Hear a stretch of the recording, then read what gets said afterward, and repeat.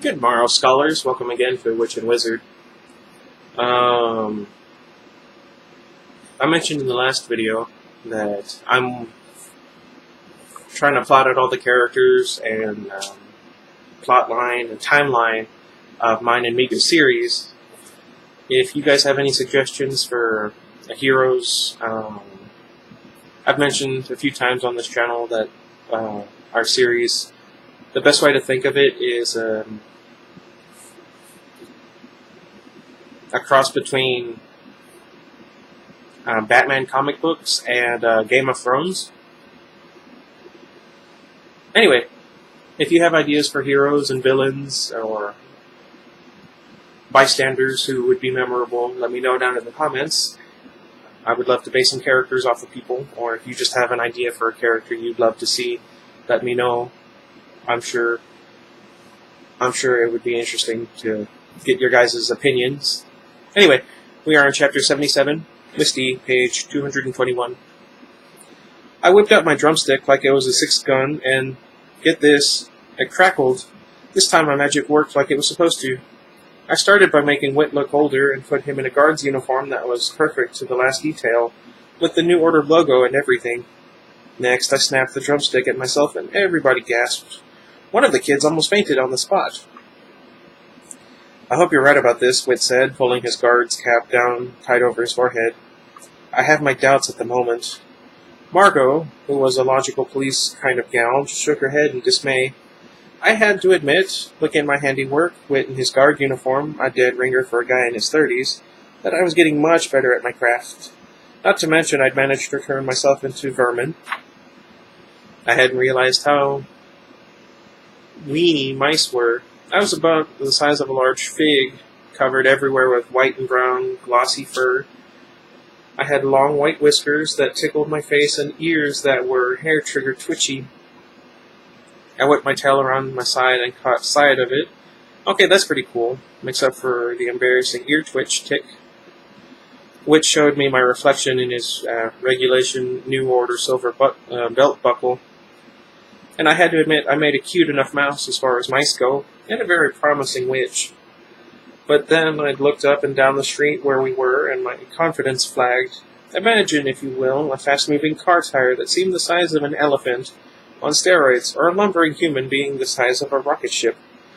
I never realized how traumatized your average mouse must be. It may take me years of therapy to get over this. What time is it? Emmett whispered. 5 minutes to 7, Margot answered. We've got 2 blocks to go. Come on. This is it. Shift change. Margot, I said, pick up my drumstick and please, please keep it safe. She reached and grabbed the stick where it had fallen when I no longer had hands to hold it. Next I looked up at Whit. Put me in your pocket, I said. 78. I didn't like it one bit inside Whit's pocket, especially once he started to run. It was like being on a boat in a rough sea, up and down and up and down. Within a block I felt myself going green, and I half wondered if there was a spell I could mutter for the mouse-sized motion sickness pills. It would not be cool to barf in my brother's trousers.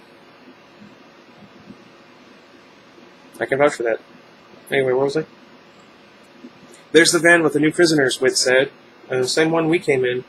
Is it the exact same one, or does it just look like the... never mind. We sped up, the horrible rocking motion of Whit's powerful stride making me moan and close my eyes. Hurry, Margot urged.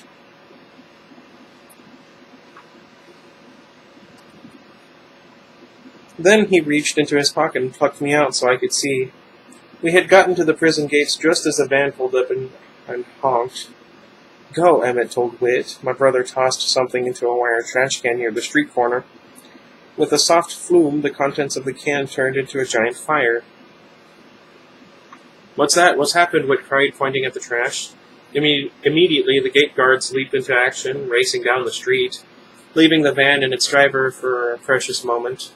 The driver entered a code on a pad, and the high metal gates began to open. Whit slipped inside, staying just out of the man's view. Once we were within the gates, my nose twitched uncontrollably. The odor seemed like it was piped in from the hospital. For a moment, I couldn't bear the idea of facing it again, and then I remembered my parents and knew there was no turning back.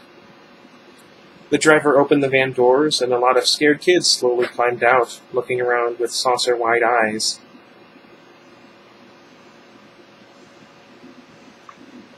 I move around a lot, I just noticed. Where was I?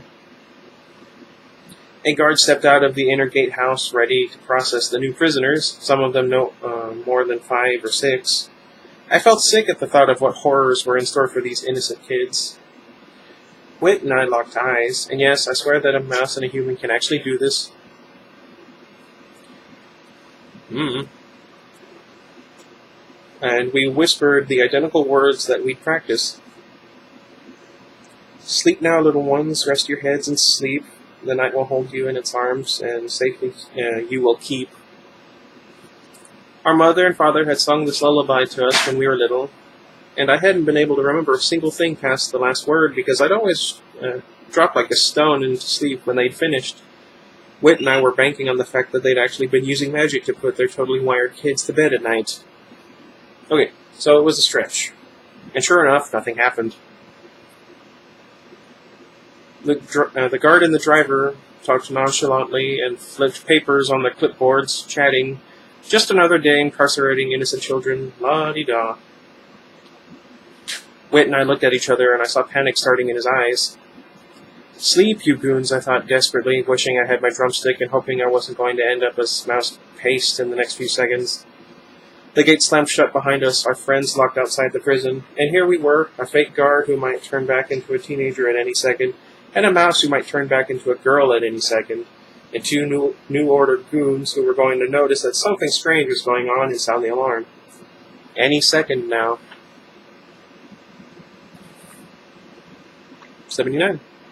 Peering over Whit's curled index finger, I saw the humongous men slowly turn to look at my brother. One of them wrinkled his brow. "You're new here, aren't you?" he asked Whit. "Haven't seen you around before. What's your name, bub?" "You will sleep now," I thundered the words inside my head, of course. "You will sleep now." I figured all caps and italics might, had to work.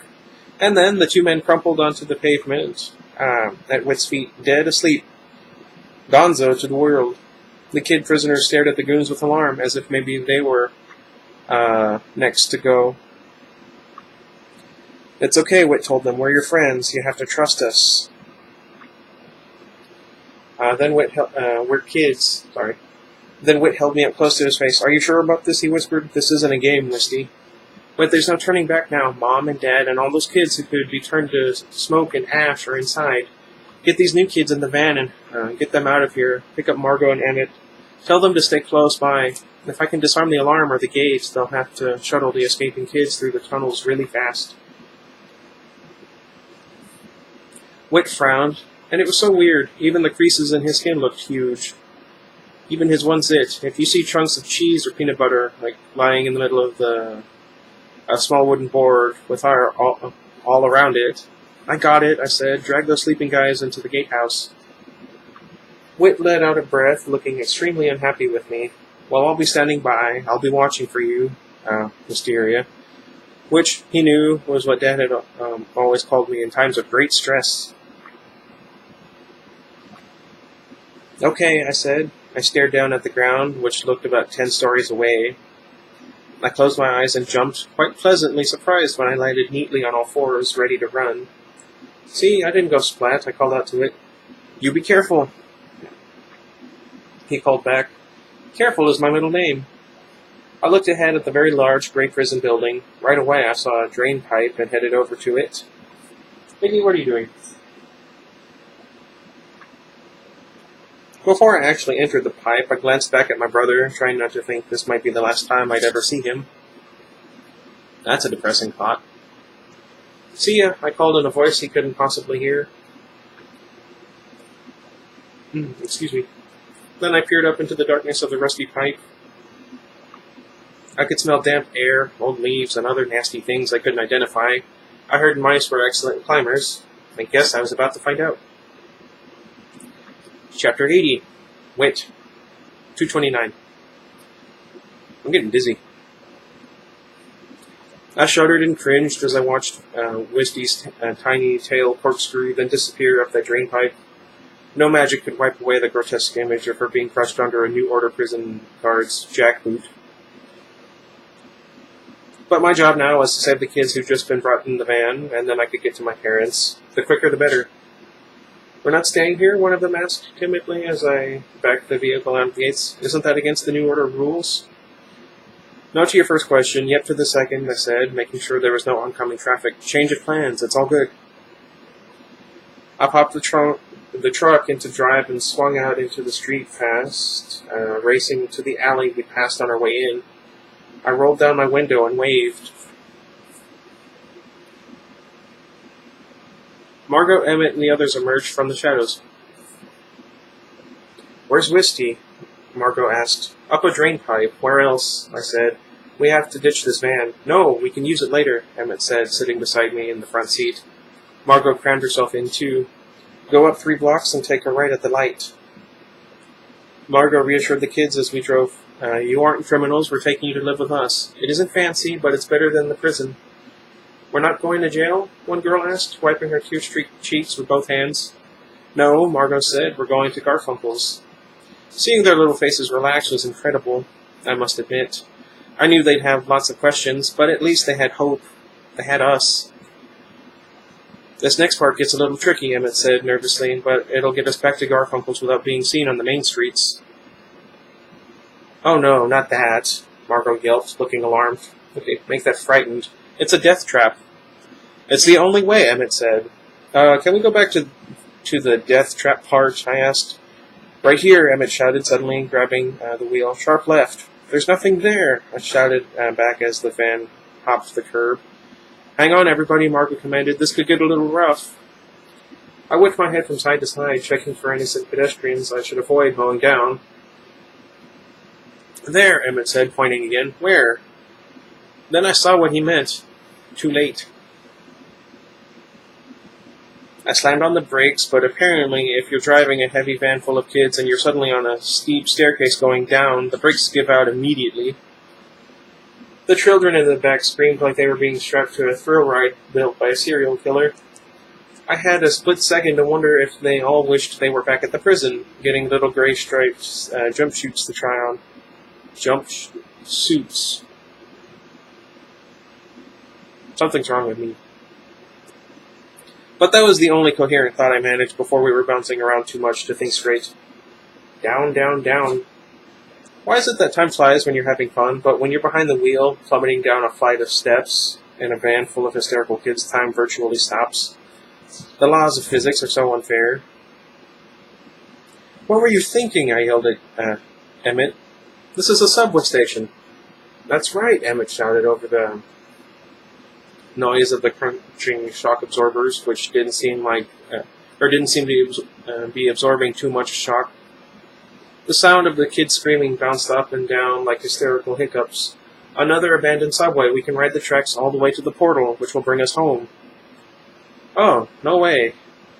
I thought as the van got a couple of huge jolts smashing through the turnstiles, then bounced across a platform and skidded sideways in a horribly slow motion toward the edge. Everyone shrieked in panic as the van skittered along the platform's lip for a few long, agonizing seconds before dropping like a ton of concrete right onto the subway tracks. Silence rushed in to fill the void where the non-amusement park ride screaming had been. I felt like someone had just taken us out of one of those paint can shakers at the hardware store. We were right smack on the tracks of the subway, though, and our cockeyed headlights shining into cavernous darkness. I turned the van off and stared at Emmett. "There we go, no problem," he said, finally, his voice a little shaky in the crushing silence. His face was also whiter than marble statues. "Everyone okay?" I croaked. "Let's not do that again," one of the kids said, through tears. "Okay, mister?" "The worst part's over," said Emmett. "Now we can ride these rails without anyone looking for the van or any of you missing prisoners. A turn-off tunnel will take us right to the portal." A long, low whistle suddenly echoed through the blackness. "Another train far away," Emmett said. "Okay, let's get a move on."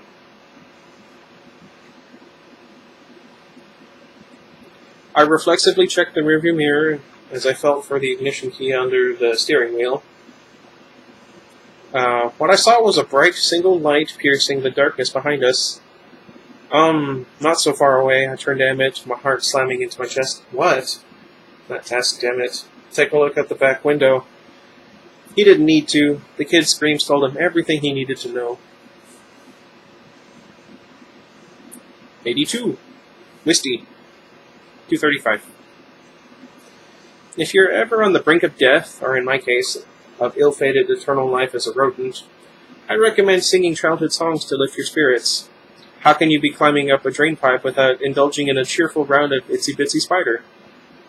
That's a great point. I sang the line about the spider being washed out with a nervous titter as I ascended into the prison complex. From the drainpipe, I came out into a gutter.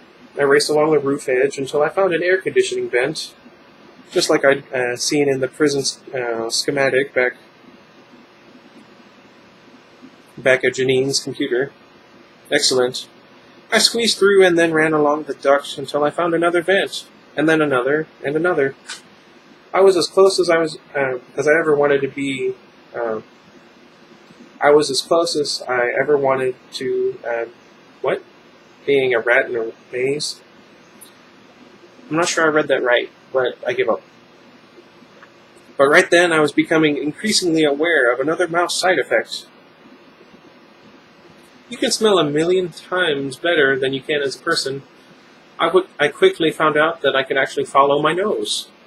Pretty soon I came to a turn-off that I knew had to be the right one. It smelled like hell on a particularly hot day. The conduit was completely dark, but I figured I'd be able to see better with when my eyes adjusted, or I could always set myself on fire, almost snickering at the vision of a flaming rodent skittering through the prison. That'd be horrifying.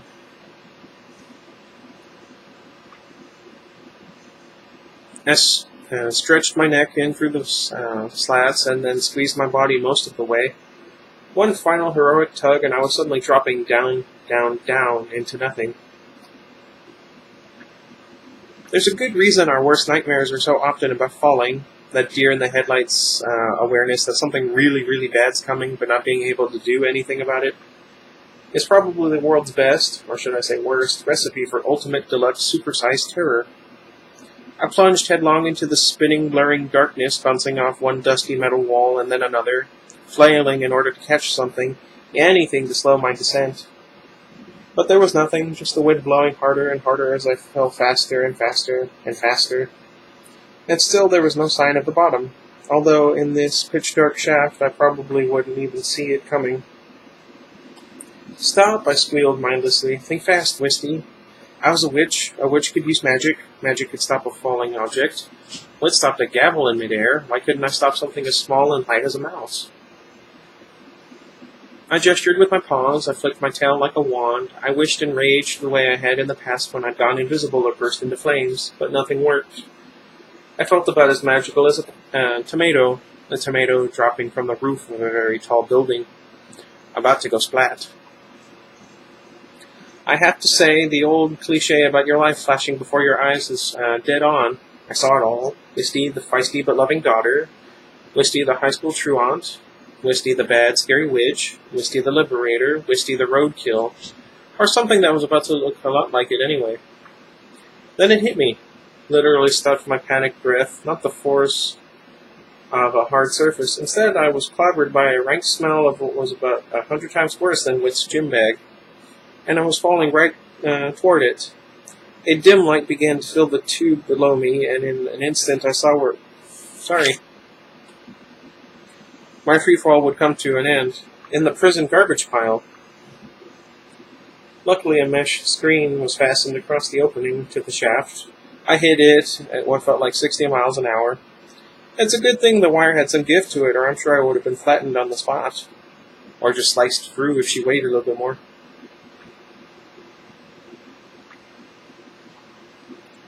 If the screen had been tighter or any thinner, I might have passed through it like an apple corer. Ugh.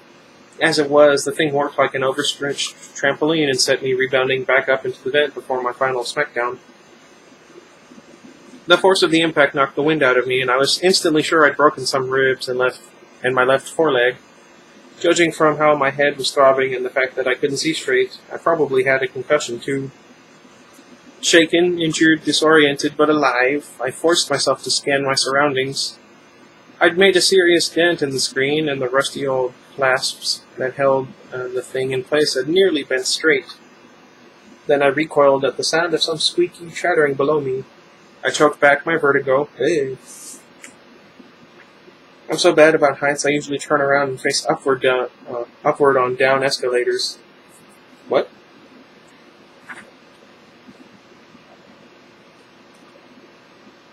What? I don't know. Anyway, then rolled over and peered through the screen.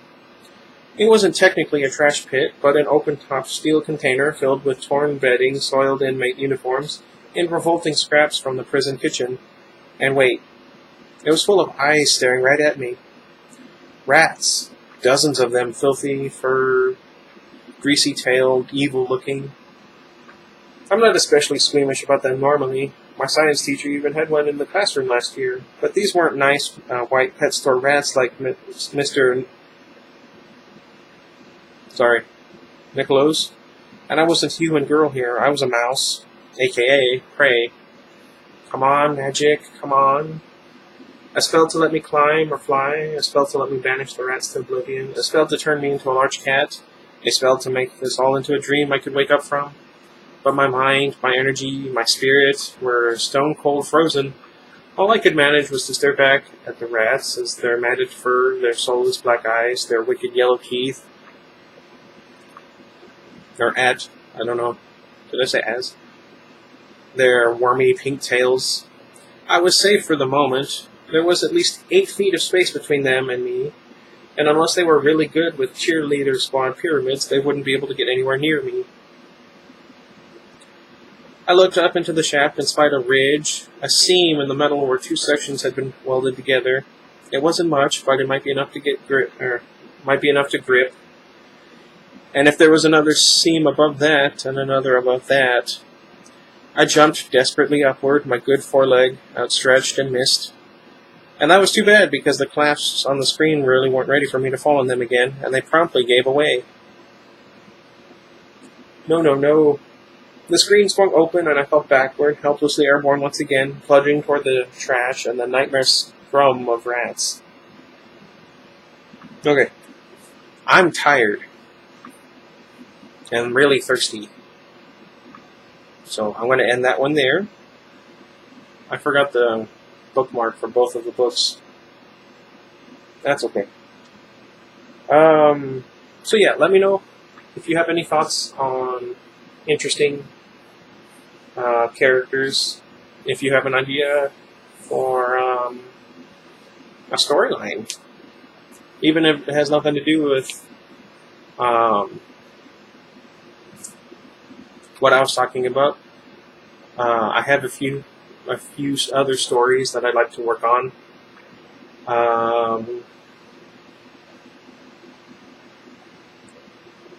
I will let you guys know when we have like a decent chunk of the book plotted out and typed.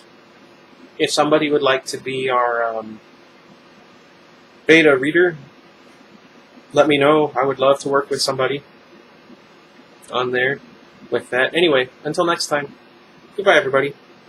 I'm feeling kind of sick all of a sudden. I wonder why.